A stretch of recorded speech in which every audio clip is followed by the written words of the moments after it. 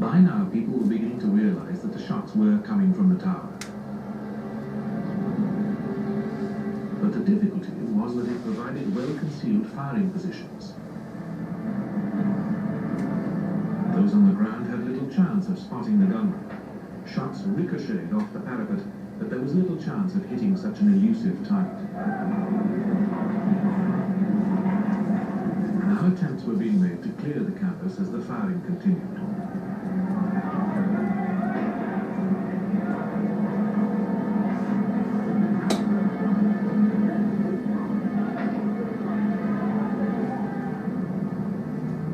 One of the men returning fire on the tower was traffic policeman Billy Speed.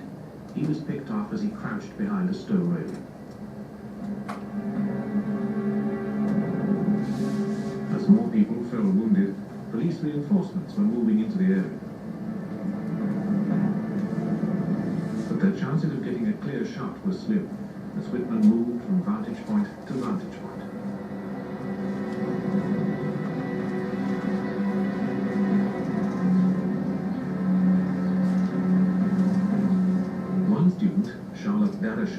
Was trapped behind the base of this flank wall on the campus throughout the gun battle. Whitman had a clear view of her hiding place. All she could do was crouch down and try to stay calm. The police fired hundreds of rounds from the ground, but their efforts had little effect on Whitman, whose long familiarity with guns enabled him to pick off targets with impunity. While he was distracted, brave rescuers were able to recover some of the bodies on the campus.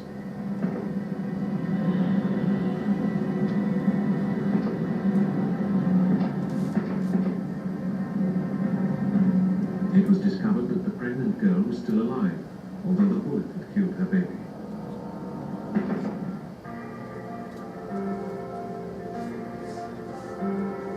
On a summer day in 1966, he climbed the observation tower at the University of Texas and began firing an arsenal of weapons. After 90...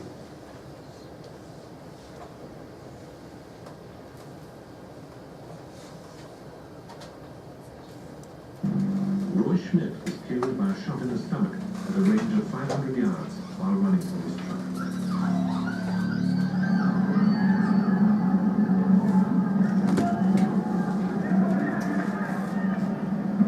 Ambulances rushed the wounded and dead away whenever they could be recovered.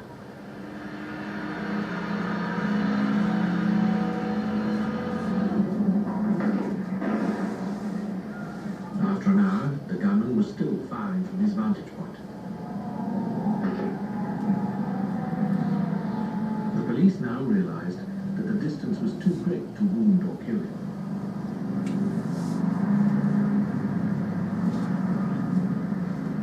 While return fire was kept up, a squad gathered in one of the buildings beside the tower.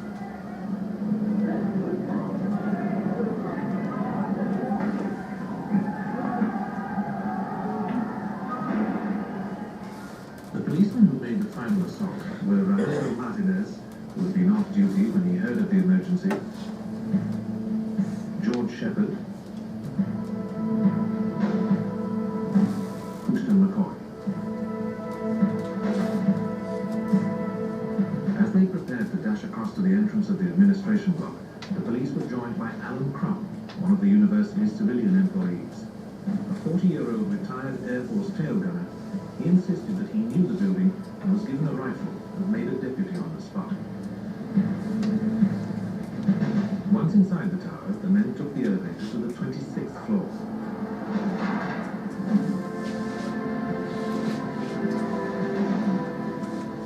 There they met a distraught Mr. Gabor, father of the murdered Mark.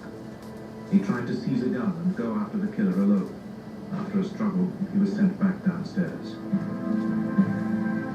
Once on the observation platform, they forced their way through the barricaded door.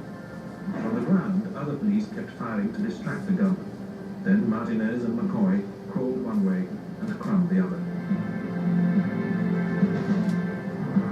Crum heard footsteps coming towards him. He loosed off a blast. The footsteps retreated. He then moved round a corner, but the gunman was out of sight.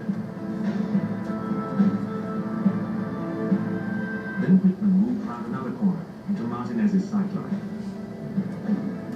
The policeman fired, and as the sniper loosed one last shot, Martinez emptied his pistol into his left side. Whitman fell at this spot, and as he thrashed around, McCoy fired at him twice. Finally, Martinez grabbed his shotgun and fired point-blank into his head. Medical teams rushed into the building after Crumb had signaled with a towel that it was all over.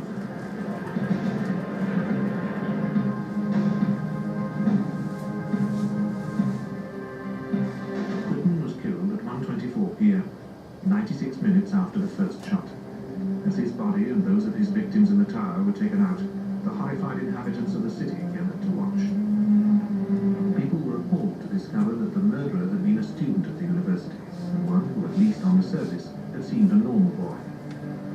The bodies of the killer and the 3 victims he had claimed in the tower were rushed out of the building. Stunned onlookers watched as the death toll mounted.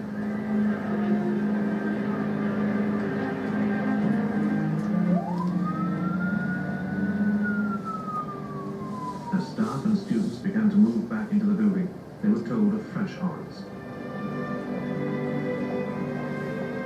Police had now been to see Whitman's family and discovered the bodies of his wife and mother.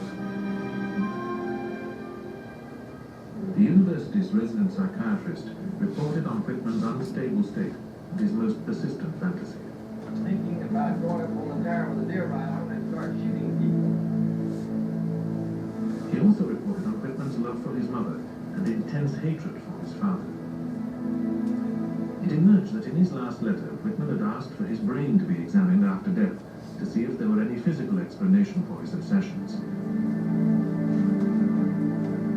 This led to a surprising announcement from the police chief. I've just been informed that the autopsy shows that Mr. Whitman had a brain tumor. There was no medical consensus as to whether this could have caused his murderous rampage by pressing on the aggression center of the brain. Friends were at a loss to explain why the all-American boy should have run amok. No, I haven't. I don't feel like that I know the Charles Whitman that they found up on the university tower. And the one that I knew was kind and gentle and good, and I think I'll try to remember him that way. Son is a brilliant student. For Whitman's father, however, there were no doubts. He was an A student in high school. He is a young man that has pushed himself tremendously in the last few months to make grades that far exceeded anything that could be did. And I think he came to the breaking point. But not everyone who reaches breaking point has the opportunity to go out and buy an armory of lethal weapons, and then to take out his aggression by killing 14 people.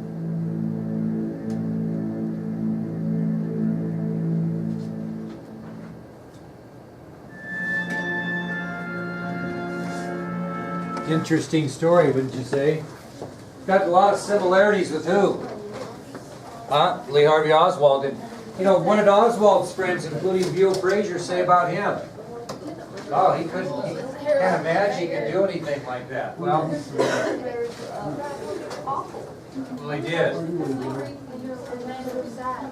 Okay, let's review this a little bit.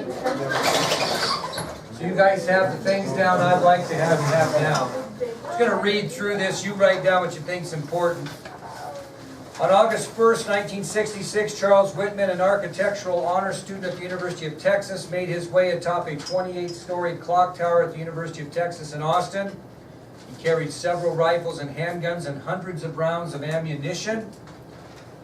Whitman encountered a man, his wife, and their small boy en route to the top of the clock tower. Whitman shot and killed the woman and the boy as the man managed to escape. Once in position on the clock tower, the 25-year-old ex-Marine opened fire at the campus. From the tower, he killed 12 people and wounded 31 others. Finally, Whitman was killed by police 96 minutes after he fired his first shot. And prior to his arrival on the University of Texas campus that day, Whitman had already killed his mother and wife.